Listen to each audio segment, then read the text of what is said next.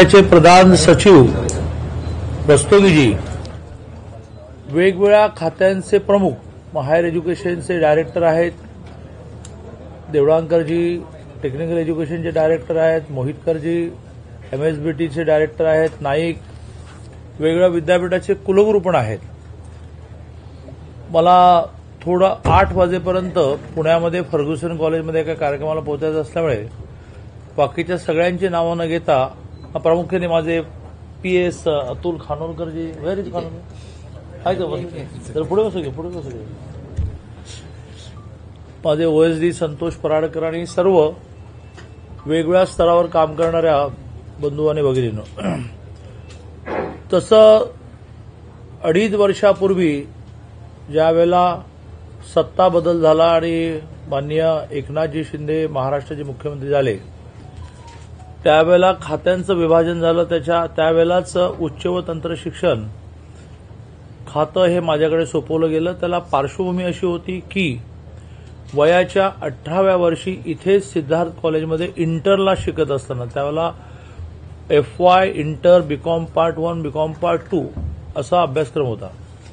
इंटरला शिकत असताना मी विद्यार्थी परिषद संपर्कात जे आलो, त्यानंतर 80ला बीकॉम झालो वयाच्या 20व्या वर्षी, आणि त्यानंतर 13 वर्ष सलग विद्यार्थी परिषदेसाठी पूर्णवेळ काम करण्यासाठी घर सोडलं. तर 20 ते 33 ह्या माझ्या आयुष्यामध्ये वयामध्ये एक जिल्हा ते अखिल भारतीय सरचिटणीस अशी विद्यार्थी परिषद जबाबदारी मी पेलल्यामुळे देशातलं एकही विद्यापीठ असं असू शकत नाही की मी जिथे एकदा गेलो नाही. देशातला एकही जिल्हा असा असू शकत नाही की मी जिथे एकदा गेलो नाही. माझ्याकडे 3 राज्य सलग 13 वर्ष होती, महाराष्ट्र, विदर्भ, गुजरात, गोवा. त्यातला एकही तालुका असा असू शकत नाही की जिथे मी 10 वेळा गेलो नाही. आणि त्यामुळे अशी मोठी शिक्षणाची पार्श्वभूमी असल्यामुळे त्या काळामध्ये एक मोठं नॅशनल चार्टर ऑफ डिमांड आम्ही त्यावेळेच्या सरकारपुढे मांडलं होतं. त्या पार्श्वभूमीमुळे माझ्याकडे नवीन शैक्षणिक धोरणाची अंमलबजावणी 2020 साली घोषित होऊनही एक कणभरही न झाल्यामुळे माझ्याकडे हे खातं आलं आणि माझ्या सगळ्या सहकाऱ्यांच्या सहाय्याने अतिशय यशस्वीपणे हे खातं आम्ही चालवू शकलो. हे पुन्हा एकदा माझ्याकडे हे खातं आलं आहे याच्यावरून लक्षात येतं. यावेळेला आता मला माझे एक सहकारी पण मिळालेले आहेत, इंद्रनील नाईक, ज्यांची खूप मोठी राजकीय पार्श्वभूमी है.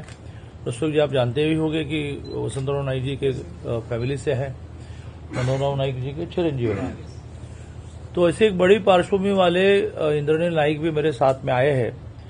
तर खूप गोष्टी केल्या आहेत, खूप गोष्टी करायच्या आहेत आणि त्यामुळे सगळे मिळून आम्ही आगामी काळात ते करणार आहोत. अगदी पहिली ज्याला आपण भार स्वीकारणं, चार्ज घेणं, अशी बैठक, असा कार्यक्रम जेव्हा आपण म्हणतो त्याला टोटल व्हिजन तयार नसते असं नाही, पण टोटल व्हिजन मांडणंही सोयीचं नसतं. साधारणतः 6 जानेवारीला टेंटेटिव्ह, कारण 3 तारखेपर्यंत वेगळ्या कारणाने मी प्रवासात आहे, एक मोठी 20-25 जणांचं ब्रेनस्टॉर्मिंग करावं. त्याच्या आधी सगळ्यांना एक मुद्दे द्यावेत की ह्या मुद्द्याच्या आधारे तुम्ही विचार करून या की आपल्याला काय काय म्हणायचं आहे, काय काय करायचं आहे. आणि ते जे ब्रेनस्टॉर्मिंग होईल त्याच्या आधारे आपण आपली पुढच्या 100 दिवसाची, म्हणजे ऑलरेडी तयार आहे, त्यातल्या काही गोष्टी मी म्हणणार आहेत, मग रस्तोगीजी म्हणणार आहेत, पण पूर्ण एका अर्थाने 100 दिवसाची म्हणण्यापेक्षा पुढच्या 5 वर्षाची एक दिशा आम्ही 6 तारखेच्या ब्रेनस्टॉर्मिंग नंतर मांडणार आहोत. ज्यात 6 तारखेच्या ब्रेनस्टॉर्मिंग नंतर हे सगळं घेऊन आम्ही माननीय मुख्यमंत्री महोदयांकडे पण वेळ मागणार आहोत. लगेचच्या 2-3 गोष्टी ज्या डोळ्यासमोर आहेत, एक तर एक प्रश्न आहे ज्याचं आम्ही दोघांनी अधिवेशन काळामध्ये उत्तर शोधलं आहे की ज्या वेळेला जानेवारी महिन्यामध्ये सीईटीचं रजिस्ट्रेशन झालं, त्यावेळेला एससीबीसी म्हणजे मराठा समाजासाठी वेगळं 10% आरक्षण घोषित व्हायचं होतं, ते नंतर मार्चमध्ये झालं. त्यावेळी रजिस्ट्रेशनच्या वेळेला मुलांनी ईडब्ल्यूएसमध्ये रजिस्ट्रेशन केलं. एससीबीसी आल्यानंतर नियम असा आहे की जातीचं आरक्षण ज्यांना मिळतं त्यांना ईडब्ल्यूएस म्हणजे आर्थिक मागासांचं आरक्षण मिळत नाही. तो कायदा आहे, त्यासाठी वेगळी प्रोव्हिजन करावं लागत नाही, ऑटोमॅटिकली ते जातं. त्यावेळेला सीईटीने सगळ्यांना अपील केलं की तुम्ही आता एससीबीसीचे सर्टिफिकेट मिळवा आणि एससीबीसीमधून अप्लाय करा. खूप मोठ्या संख्येने मुलांनी केल्यामुळेच फक्त 1700 उरली. खूप मोठ्या संख्येने मुलांनी ईडब्ल्यूएसमधून एससीबीसीमध्ये शिफ्टिंग केलं, त्यांना एससीबीसीमध्ये ऍडमिशन्स पण मिळाली. पण 1700 मुलं अशी निघाली की जे ईडब्ल्यूएसमधून एसईबीसीमध्ये शिफ्ट झाले नाहीत. त्यांना वाटलं आपल्याकडे ईडब्ल्यूएसचं केंद्राचं सर्टिफिकेट आहे ते पुरेसं आहे. मग त्यांची ऍडमिशन कॅन्सल करण्याचा विषय आला. पण त्यावेळेचे मुख्यमंत्री आणि आताचे उपमुख्यमंत्री एकनाथजी शिंदे यांनी ते नेहमीच प्रो पीपल विचार करतात, दुसऱ्याच्या अडचणीचा विचार करतात. त्यामुळे त्यांनी 3 महिन्याचं एक्सटेन्शन दिलं की या 3 महिन्याच्या कालावधीमध्ये तुम्ही मिळवा सर्टिफिकेट. मग तुम्ही कशासाठी ईडब्ल्यूएसमध्ये राहिलात. त्यातल्या 300 मुलांना मिळालं, वेगवेगळ्या कारणाने मिळत नव्हतं, मिळालं. पण 1400 मुलं अजून अशी आहेत की जी ईडब्ल्यूएसमध्ये आहेत पण ती ईडब्ल्यूएसला एलिजिबल नाहीत. त्यांनी एसईबीसीमध्ये जायला पाहिजे. आम्ही आता आणखीन 2 महिन्याचं एक्सटेन्शन दिलं. हा खूप मोठा निर्णय. तुमच्या माध्यमातून मी जी 1400 मुलं आणि त्यांचे पालक अस्वस्थ आहेत त्यांना हा मेसेज देतोय की आम्ही 2 महिन्याचं एक्सटेन्शन दिलं आहे आणि या 2 महिन्याच्या कालावधीमध्ये आम्ही काही ना काही याच्यावर उत्तर शोधणार आहोत, सकारात्मक उत्तर शोधणार आहोत. कोणाचं ऍडमिशन कॅन्सल होणार नाही. असा एक खातं ताब्यात घेतल्या घेतल्या लगेचचा जो विषय आहे त्या विषयाला आम्ही न्याय मिळवला. 2-3 गोष्टी एक रॉ स्वरूपामध्ये मांडतो. आता पुण्यामध्ये एक बुक फेस्ट झाला, नॅशनल बुक ट्रस्ट एनबीटीचा, केंद्राची ती योजना आहे. त्याच्यामध्ये गेल्याही वर्षी आणि यावर्षी त्यांनी 1 तास यावेळेला 11 तारखेला शांतता पुणेकर वाचता आहेत नावाचा कार्यक्रम केला आणि 3.5 लाख लोकांनी त्या 1 तासामध्ये पुस्तक वाचलं. 29,000 कार्यक्रम झाले. त्याच्यातून एक मागणी त्या अधिवेशनात आली, कारण मुख्यमंत्री स्वतः उजाडायला गेले होते की आपण 1 तास महाराष्ट्र वाचतोय, शांतता महाराष्ट्र वाचताय असं डिक्लेअर करावं. ते मुख्यमंत्र्यांनी मान्य केलं. खात्याच्या वतीने आम्ही एक चांगला उपक्रम रॉ फॉर्ममध्ये मांडतो, त्याला खूप फिनिशिंग करायचं आहे की आम्ही 15 दिवस 45 लाख हे जे स्टुडंट पॉप्युलेशन महाराष्ट्रामध्ये वेगळ्या विद्यापीठात आहे, शासकीय विद्यापीठं आणि स्वायत्त विद्यापीठं, प्रायव्हेट विद्यापीठं, अशामुळे 45 लाख स्टुडंट पॉप्युलेशन टेंटेटिव्ह आहे. या सगळ्यांना अपील करणार आहोत की 15 दिवसात तुम्ही 1 पुस्तक वाचा आणि त्या पुस्तकाचा एका अर्थाने भावार्थ, सारांश, परीक्षण तुम्ही 1 पान 1.5 पान लिहून तुमच्या कॉलेजच्या मराठी विषयाची जी कमिटी असते, जो ग्रुप असतो त्याच्याकडे सबमिट करा. त्याच्यातून पहिला नंबर, दुसरा नंबर, तिसरा नंबर काढून कॉलेज लेवलला बक्षिसं देऊ आणि मग विभागामधून 3 नंबर काढू. सगळ्या विभागातून म्हणून 30-35 जणांचा 3 दिवसाचा एक प्रशिक्षण वर्ग, एक वर्कशॉप, वाचावं कसं, लिहावं कसं, परीक्षण कसं करावं असं आम्ही करणार आहोत. 45 लाख विद्यार्थ्यांनी वाचावं आणि ती स्पर्धा जेव्हा घोषित करू, प्रत्येक कॉलेज त्यावर मेहनत घेईल, त्यावेळेला 20-22 लाख मुलं तर वाचतीलच वाचतील. हा एक मोठा अँबिशियस कार्यक्रम आता आम्ही ठरवतो. यावर्षी नवीन शैक्षणिक धोरणाची कठोर अंमलबजावणी आम्ही सुरू केली. मी गेल्या वर्षी जानेवारी महिन्यामध्ये ह्या भाषेत सांगितलं की जूनमध्ये ज्यांना नवीन शैक्षणिक धोरणाची अंमलबजावणी करायची नसेल त्यांचं अॅफिलिएशन आम्ही रद्द करू. मग त्यांनी देशात कुठेही जावं. पण आनंदाची गोष्ट म्हणजे की सगळ्यांनी नवीन शैक्षणिक धोरणाची अंमलबजावणी करायला सुरुवात केली. त्या नवीन शैक्षणिक धोरणामध्ये अंमलबजावणी लेवलला काही अडचणी येत आहेत, काही क्वेरी आहेत आणि म्हणून मग आम्ही एक मोठं पॅनल घोषित करतोय आणि त्या पॅनलला एम आय राईट देवंकरजी 1 दिवस आम्ही ऑनलाईन अवेलेबल करणार आहोत आणि सगळ्या महाराष्ट्रातल्या विद्यार्थ्यांना, प्राचार्यांना, प्राध्यापकांना, संस्थाचालकांना प्रश्न विचारायला वाव ठेवणार आहोत. किंवा तुम्हाला काय अडचण आहे का, काय तुमचं म्हणणं आहे, असा एक दुसरा उपक्रम आम्ही विचार करतोय की जेणेकरून नवीन शैक्षणिक धोरणाची समान धारणा, समान अंमलबजावणी म्हणजे कन्सेप्ट समान, इम्प्लिमेंटेशन समान असं व्हावं. तिसरा महत्वाचा मुद्दा म्हणजे या नवीन शैक्षणिक धोरणामध्ये प्राध्यापकांच्या ट्रेनिंगला जास्त महत्व दिलेलं आहे. आपली प्राध्यापकांच्या ट्रेनिंगची एक इन्स्टिट्यूट पुण्यामध्ये आहे, तिथे खूप चांगल्या पद्धतीने ट्रेनिंग आपण करतो. पण त्याची क्षमताच एका वेळेला 100-200 जणांना ट्रेनिंग देण्याची आहे आणि यावर एक 5-6 हजार प्राध्यापकांचं ट्रेनिंग आम्ही केलं आहे. 30-35 हजार प्राध्यापकांचं देवळांकरची ट्रेनिंग करावं लागेल. त्याची एक खूप मोठी योजना आम्ही आखतो. अशा 3 गोष्टीचं आता मी या निमित्ताने मांडतो. बाकी 6 तारखेला आमचं एक चांगलं ब्रेनस्टॉर्मिंग, आमचे सगळे डायरेक्टर लेवलचे काम करणारे काही कुलगुरू, सगळे कुलगुरू वगैरे केलं तर पुन्हा ते 50 होईल की ती सभा होईल. 18-20 जणांचं एक ब्रेनस्टॉर्मिंग करून ते ब्रेनस्टॉर्मिंग मग नोट फॉर्ममध्ये आम्ही सगळ्यांना सर्क्युलेट करू. दादा, एक राजकीय प्रश्न विचारतो. संजय राऊत म्हणतात की अर्बन नक्षलवाद्यांचं हे कमांडर आहे आणि त्याचबरोबर एवढे उच्च शिक्षा, तंत्र शिक्षा, पॉलिटेक्निक, इंजिनिअरिंग, तुम्ही डायरेक्टली राऊतांशिवाय महाराष्ट्रामध्ये नावच नाही गेले. बरं विचारा काय म्हणतात. आता हा विचारला तर पूर्ण करू. ते म्हणतात की एवढे बंगले कशाला पाहिजेत, कारण की प्रत्येकाने 2-2 बंगले ठेवलेले आहेत, त्यामुळे एवढे बंगले कशासाठी पाहिजेत, एवढं काम करणार. 2-2 बंगले कोणी ठेवलेले नाहीत खरं. 2-2 बंगले कोणी ठेवले. हे बघा, माननीय एकनाथजी मुख्यमंत्री झाल्यानंतर पहिले ते दोघेच मुख्यमंत्री उपमुख्यमंत्री होते जवळजवळ 1.5 महिना. मग मंत्रिमंडळ एकदा झालं, मग मंत्रिमंडळ अजितदादा झालं. तरीही 30-32 पर्यंतच ही संख्या गेली. त्यामुळे बंगले रिकामे होते. त्यामुळे तरी मला आठवत नाही, आम्ही ते एकच बंगला वापरतो, पण तरीही रिकामे असल्यामुळे काही ना काही कॉस्टसाठी, कारणासाठी दिलाही असेल. आता 43 अशा हे असतं आउटर लिमिट मंत्रिमंडळाच्या गोष्टीचं, 15ला 1 या लॉजिकने ती आपली कॉन्स्टिट्यूशन आहे. त्याच्यामध्ये 43 जणांना शपथ घ्यायला परवानगी असते. त्यातल्या 42 जणांनी शपथ घेतल्यामुळे आता तर काही जणांना बंगलेही शिल्लक नाही आहेत. त्यामुळे रॉकी हिल सारख्या इमारतीमध्ये फ्लॅट्स देतो आपण. तर कोणी 2 वापरण्याचा काही मुद्दा नाही.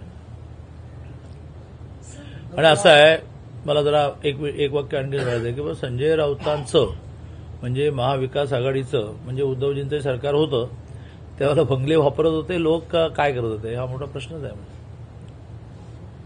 हा, 1 तास महाराष्ट्र वाचता विशेषतः तुम्ही कशा प्रकारे म्हणजे 2 विषय वेगळे.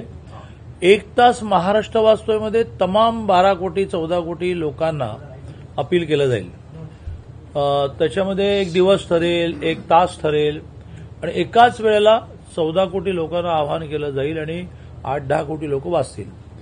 पण त्या वाचनामध्ये एका पुस्तकाची 4 पानं, 5 पानं, 6 पानं वाचणं होतं. आमचा उपक्रम उच्च शिक्षा विभागाचा वेगळा आहे, ओनली फॉर कॉलेज स्टुडंट्स.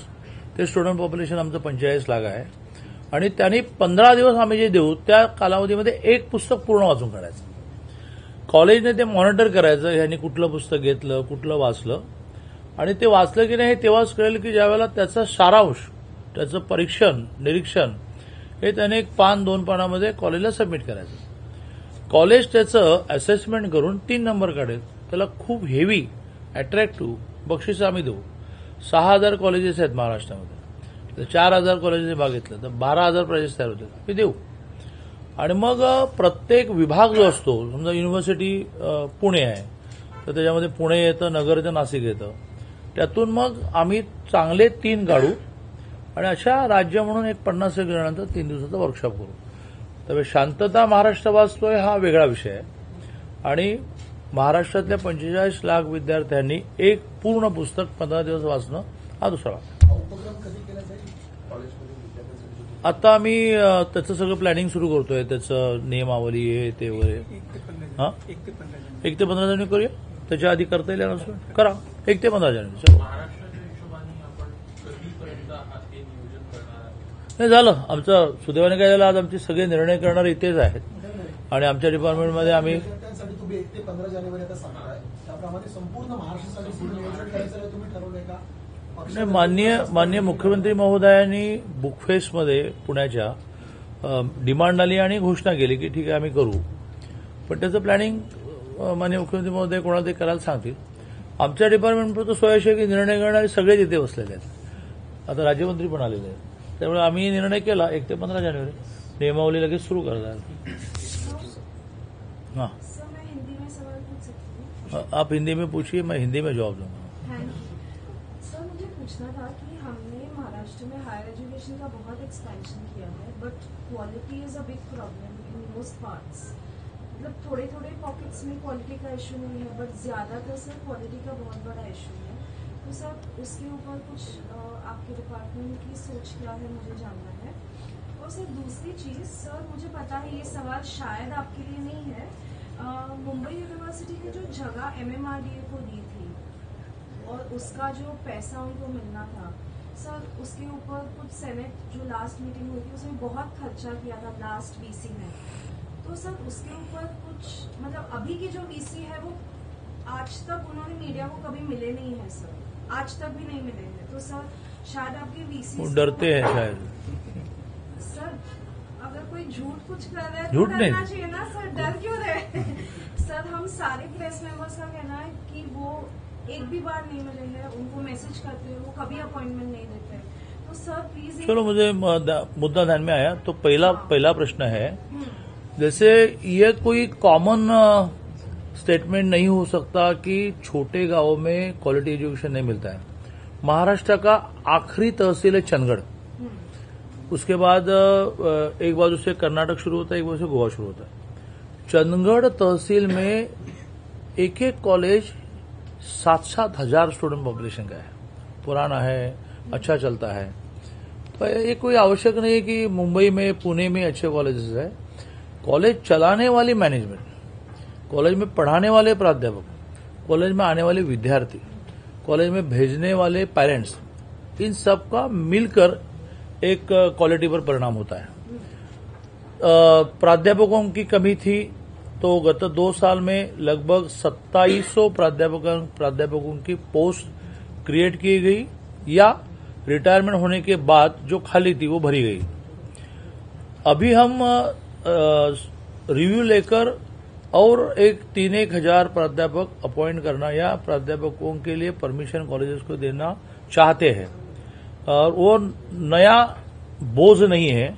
जो रिटायर्ड हुए, पोस्ट खाली है, वही है, तो शायद फाइनेंस उसको परमिशन देगी, लेकिन ये अभी बॉल फाइनेंस के कोर्ट में है।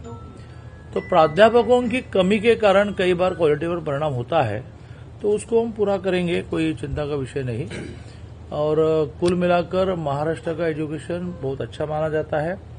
नई शिक्षा नीति के क्रियान्वयन में महाराष्ट्र नंबर 2 पर आया, फर्स्ट तमिलनाडु है, लेकिन महाराष्ट्र नंबर 2 पर आया। और संख्या का विचार करेंगे तो हम फर्स्ट पर ही है। जैसे 1100 कॉलेज में नैक पूरा हुआ था, 2-2.5 साल में यह संख्या हमने 2300 तक लेकर गए। तो कई राज्यों के अब सेक्रेटरी हमारे सेक्रेटरी को मिलने के लिए आ रहे हैं कि नई शिक्षा नीति में किताबों का मातृभाषा में कन्वर्जन, या नैक की संख्या 1100 से 2300 करना, फिर प्रैक्टिकल एजुकेशन, प्रैक्टिकल ट्रेनिंग, इसमें पॉलिटेक्निक ने कई नए प्रयोग करना, इस सारों का अभ्यास करने के लिए अलग अलग राज्यों के सेक्रेटरी यहाँ आना चाहते हैं। ये हमारा यश है। मुंबई यूनिवर्सिटी वाला जो विषय है, MMRDA ने कुछ जगह ली थी, वो किस लिए ली थी, उसका पैसा क्यों नहीं दिया, इस विषय में हम जानकारी लेंगे, लेकिन विषय मुझे भी मालूम है। और मुंबई विद्यापीठ के कुलगुरु ये बहुत ब्रिलियंट है। मैं पूछूंगा कि भाई क्यों डरते हो प्रेस से, बहुत अच्छे लोग होते हैं, इसमें आपको बताऊंगा।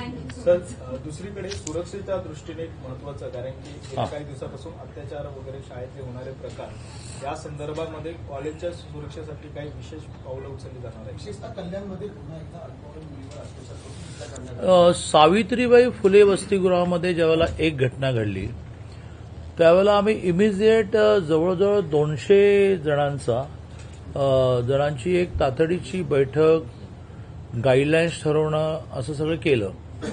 त्याच्यातून उच्च शिक्षण व तंत्रशिक्षणाच्या अंतर्गत येणारी वसतिगृह, प्रामुख्याने मुलींची वसतिगृह, तिथले सीसीटीव्ही, तिथले सिक्युरिटी गार्ड, खूपच सुधारणा आम्ही केल्या.